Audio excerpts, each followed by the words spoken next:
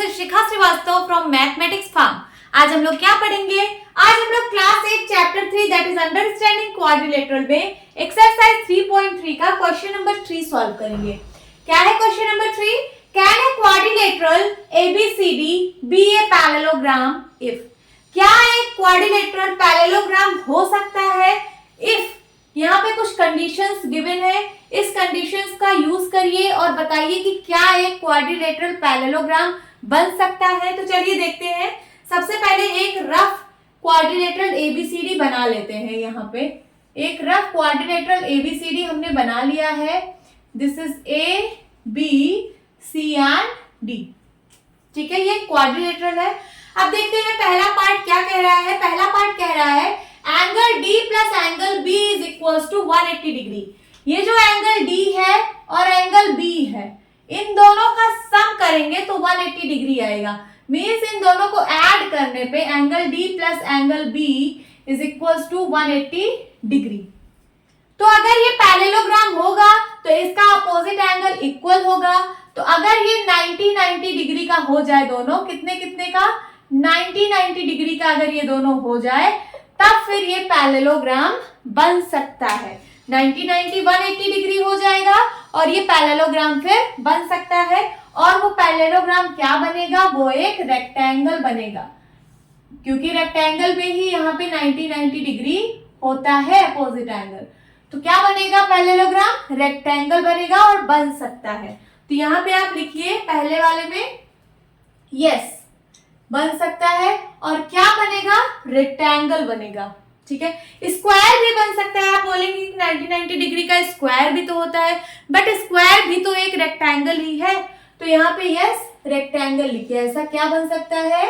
Rectangle बन सकता है। रेक्टेंगल एक पैरेललोग्राम है।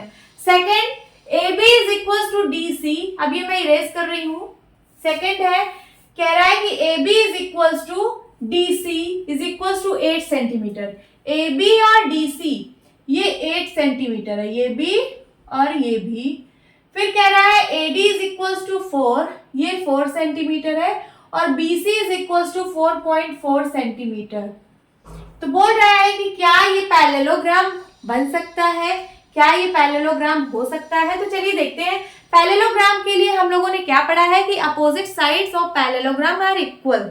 तो यहाँ देखिए AB का अपोजिट साइड DC है, ये दोनों तो इक्वल है, बट क्या ये दोनों भी इक्वल है? AD और BC को भी तो इक्वल होना पड़ेगा पैरेललोग्राम बनने के लिए। तो यहाँ पे AD 4 सेंटीमीटर है और BC 4.4 सेंटीमीटर है। तो इसका मतलब ये पैरेललोग्राम नहीं है, क्योंकि अगर पैरेललोग्राम होता तो अपोजिट साइड्स इक्वल होती, बट यहाँ पे तो 4 है, यहाँ 4.4 है, इक्वल नहीं है। तो ये जो है यहाँ पे आप क्या लिखेंगे? नो, ऐसा कोई पैरेललोग्राम बन नहीं सकता। क्यों? इसका रीजन क्या लिखेंगे? क्योंकि opposite sides are not equal. यहाँ लिख दीजिए opposite sides are not equal. Okay, इसलिए ये पैरेललोग्राम नहीं बन सकता। अब थर्ड वाला देखते हैं। इसको इरेज करती हूं। थर्ड वाले में क्या है? Angle a is equal to 70 degree. ये एंगल 70 डिग्री गिवन है and angle c is equal to 65 degree. ये एंगल 65 डिग्री गिवन है। तो क्या ये पैरेललोग्राम बन सकता है? नहीं, क्योंकि पैरेललोग्राम अगर होता तो इसका अपोजिट एंगल इक्वल होता, बट यहाँ पे अपोजिट एंगल इक्वल नहीं है। यहाँ 70 है, यहाँ 65 है, तो ये पैरेललोग्राम नहीं बन सकता है। तो यहाँ पे लिखिए नो। रीजन क्या लिखेंगे? Opposite angles are not equal.